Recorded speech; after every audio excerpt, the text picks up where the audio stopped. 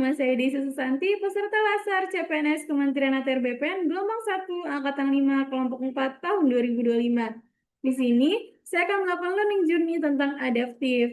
Adaptif adalah suatu karakter, yaitu karakter alami yang kita punyai untuk bertahan dan juga menghadapi perubahan lingkungan.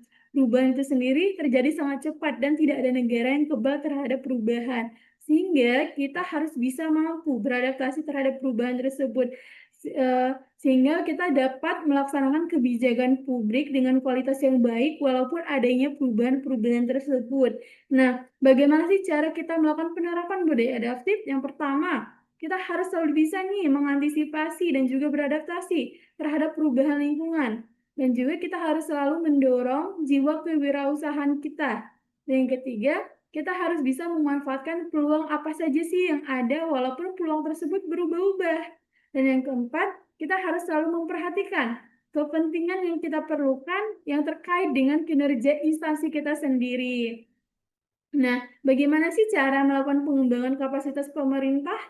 Nah, yang pertama, harus dikembangkan dulu nih sumber daya manusianya, sehingga menjadi sumber daya manusia yang selalu adaptif.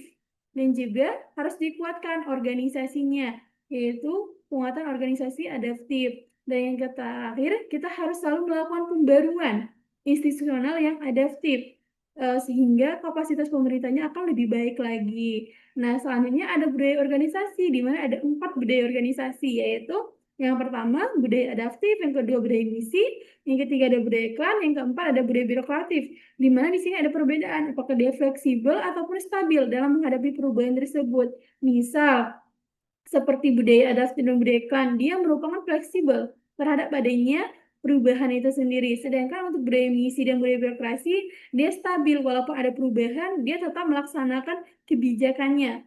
Nah, untuk menghadapi perubahan-perubahan ini, kita harus selalu bisa beradaptasi, sehingga kita harus menumbuhkan kreativitas dan inovasi kita. Kreativitas itu sendiri kemampuan untuk berpikir, kemampuan untuk menemukan ide yang baru, dan juga terbuka terhadap adanya perubahan. Sehingga apabila ada perubahan, kita harus selalu terbuka dan juga menemukan ide-ide baru apa saja sih untuk menghadapi perubahan tersebut. Nah, setelah mendapatkan ide-ide tersebut harus kita terapkan, yaitu dengan inovasi.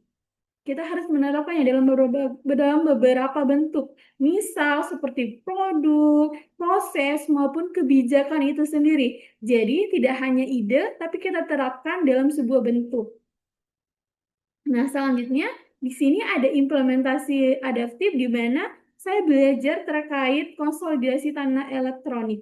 Di sini saya belajar bersama teman saya, bersama rekan kerja saya yang sudah pernah ikut sosialisasi tentang konsolidasi tanah elektronik. Di sini saya mempertanyakan beberapa hal dan juga mendengarkan apa saja yang dia ketahui. Dan juga saya bertanya apabila ada hal yang saya tidak mengerti. Dan tidak lupa saya mencatat hal-hal apa saja sih yang penting dan juga hal-hal apa saja yang perlu saya pelajari lebih lanjut nantinya.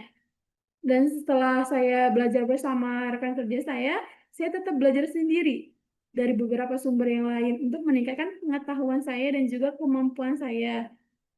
Itu saja yang bisa saya sampaikan. Terima kasih atas perhatiannya. Wassalamualaikum warahmatullahi wabarakatuh.